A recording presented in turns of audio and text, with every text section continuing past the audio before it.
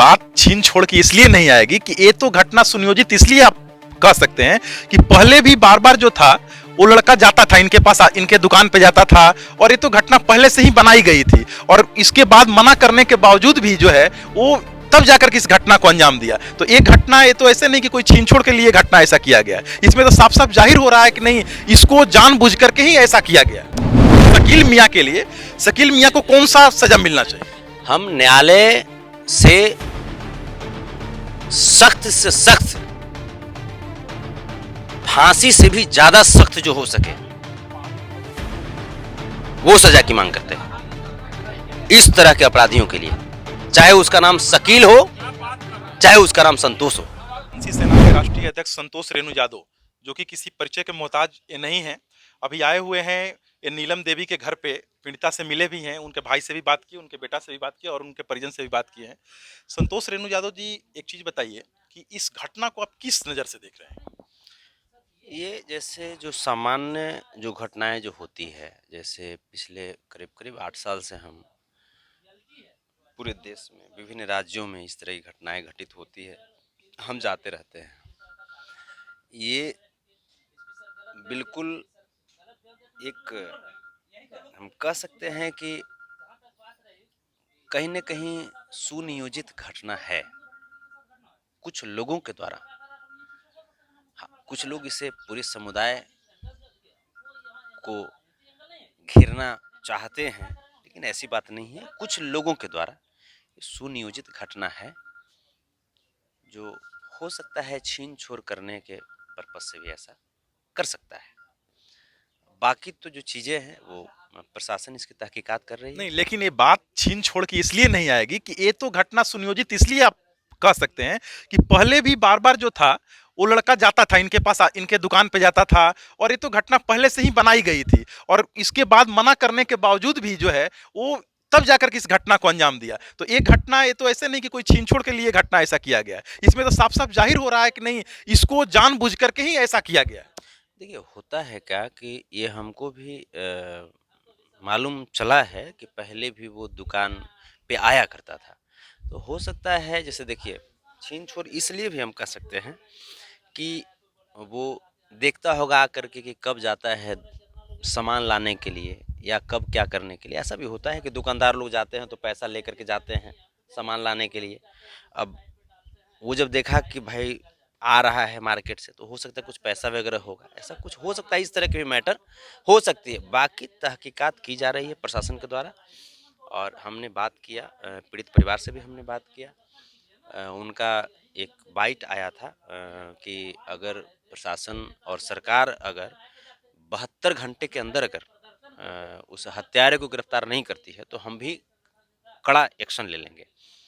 तो सरकार ने और प्रशासन ने त्वरित कार्रवाई करते हुए 36 घंटा भी नहीं बीता, जो पीड़ित परिवार ने अल्टीमेटम दिया था उसका आधा भी समय नहीं बीता, उसको गिरफ्तार करके सलाखों के अंदर डाल दिए। लेकिन पीड़ित परिवार एक चीज से नाराज है कि जो भागलपुर के एसपी साहब हैं, उनके द्वारा बोला गया है कि ये पैसा लेन देन का मामला था, लेकिन ये पीड़ित परिवार इस चीज को पूरे तरीके से खारिज करता है कि नहीं, ये पैसा कोई लेन देन का मामला नहीं है, ये मामला जो था पहले से सुनियोजित मामला था, और वो हमेशा गंदी नजरों से उनको देखता था, इसी के चलते ऐसा किया गया।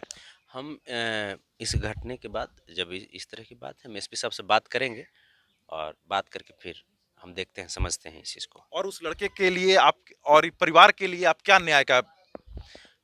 देखिए, न्याय न्यायालय में मिलती है ना, एक सामाजिक न्याय होती है। तो सामाजिक न्याय की जो बात है तो वो सामाजिक स्तर तक सीमित रहती है। अब ये बात सामाजिक लेवल से उठ करके अब जुडिशरी लेवल पे चली गई। हमको लग रहा है कहीं संतोष रेणु यादव इस पे कोई राजनीति तो नहीं कर रहे हैं। राजनीति तो कुछ लोग कर रहे हैं, राजनीति कुछ लोग कर रहे हैं। वो लोग चाहते हैं कि हिंदू मुस्लिम लड़ जाए, और जो हिंदुस्तान की एक जो विशेषता रही है, हिंदुस्तान की एक जो प्रसिद्धि रही है कि अनेकता में एकता, है ना, यूनिटी इन डाइवर्सिटी, ये हिंदुस्तान का एक गुण रहा है जिसको सब लोग सराहते हैं। अच्छा, इस अपराध को आप जघन्य अपराध में नहीं मानते हैं? जघन्य अपराध में अगर हम नहीं मानते तो यहाँ पे हम आते हैं।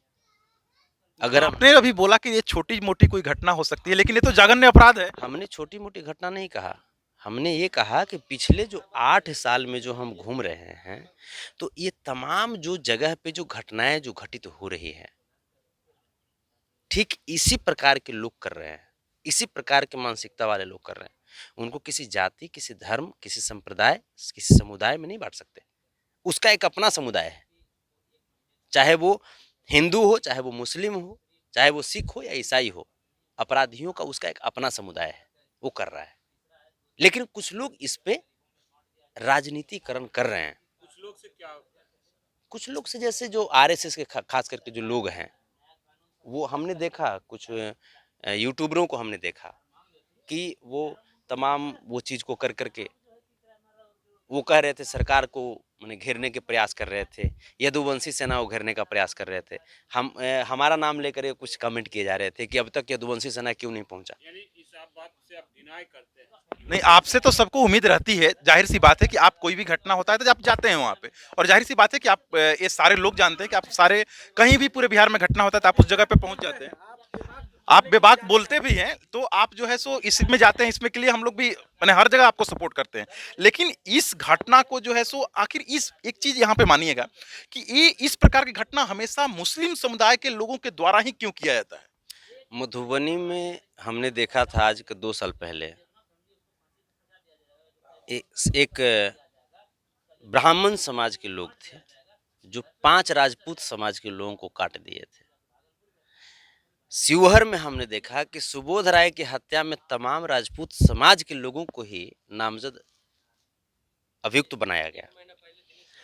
अभी तो तमाम अभी शिवहर में 2 महादलित समाज के सगे भाइयों की हत्या में हिंदुओं का ही नाम है उसमें। हम बोल रहे हैं कि इस तरह का घोर अपराध करने वाले लोग किसी जाति या किसी संप्रदाय समुदाय विशेष के नहीं होते, उसकी मानसिकता ही एक अलग है, वो अलग कैटेगरी में वो जीता ही है। आप बताइए कि नहीं, आपके सरकार की तरफ से आज तक भी मतलब आप तो आज आए हैं, अच्छा लगा, सब कोई आपका सराहना कर रहा है, लेकिन अभी तक कोई भी सरकार के द्वारा किसी भी बड़े पदाधिकारी या फिर बड़े लोगों को आज तक यहाँ पर नहीं भेजा गया। सरकार दिखावे की सरकार नहीं है और दिखावा नहीं करती, एक्शन में विश्वास रखती है। एक सेकंड एक्शन में विश्वास रखती है ना। जब सरकार की जो इंस्टीट्यूशंस जो है ना, एडमिनिस्ट्रेटिव इंस्टीट्यूशंस, वो कार्य कर रही है या नहीं कार्य कर रही है। सरकार तो हमारे और आपके जैसे, तेजस्वी यादव भी तो इंसान ही है, तेज प्रताप यादव भी तो इंसान ही है। आप बताइए कि जब मधुबनी में घटना घटा था, सवर्ण समाज के लोग वोट तो करते हैं, सवर्ण समाज के लोगों के हितों की रक्षा की बात तो करती है भाजपा। क्या नरेंद्र मोदी जी वहां पे पहुंच गए थे?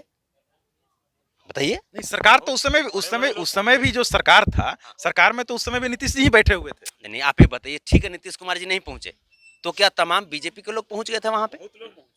तमाम कौन कौन लोग पहुंचे थे बताइए, आप हमको लिस्ट बताइए। आप हमको लिस्ट बताइए। यहाँ पे हम लोग किसी भी पार्टी किसी भी दल को सपोर्ट नहीं कर रहे हैं, लेकिन आप सरकार में हैं तो जाहिर सी बात, आप सरकार में हैं तो जाहिर सी बात है कि हम लोग ये लोगों का क्वेश्चन बनता है कि भाई सरकार के लोगों को हमेशा इस प्रकार के। अच्छा, अभी ये बताइए कि उस लड़के के लिए आप क्या मांग करते हैं? शकील मियां के लिए, शकील मियां को कौन सा सजा मिलना चाहिए? हम न्यायालय से सख्त फांसी से भी ज्यादा सख्त जो हो सके वो सजा की मांग करते हैं इस तरह के अपराधियों के लिए, चाहे उसका नाम शकील हो, चाहे उसका नाम संतोष हो। संतोष रेणु यादव के द्वारा क्या कुछ परिवार के लोगों को कुछ सहयोग भी प्रदान किया गया क्या? अभी तक तो नैतिकता जो है, नैतिक रूप से हम मुलाकात किए हैं, उसके बाद बातचीत किए हैं। जब उस तरह का लगेगा, चूँकि ये हमारा जैसे आपसी मैटर है, तो इसको हम देखते हैं, ऐसा महसूस होगा तो बिल्कुल किया जाएगा। Thank you. चलिए, ये संतोष रेणु यादव जी थे, आप इनसे सुने कि इन्होंने बोला कि इस अपराधी को जितना कड़ी सजा मिले, अगर फांसी की सजा दिलाने के लिए भी वो प्रयास करेंगे, और बाकी और लोग हैं, हम लोग और लोगों से बात करेंगे, तब तक बने रहिए।